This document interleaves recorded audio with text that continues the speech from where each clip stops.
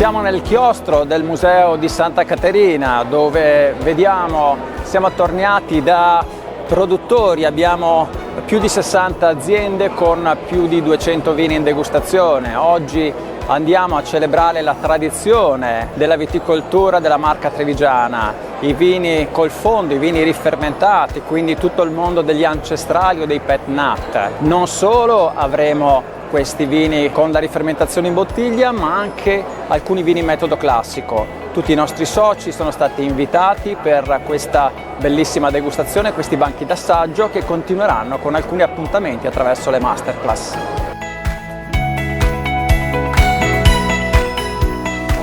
Eccoci oggi a Treviso per un altro evento, un'altra manifestazione con banchi d'assaggio e masterclass, devo dire, di successo.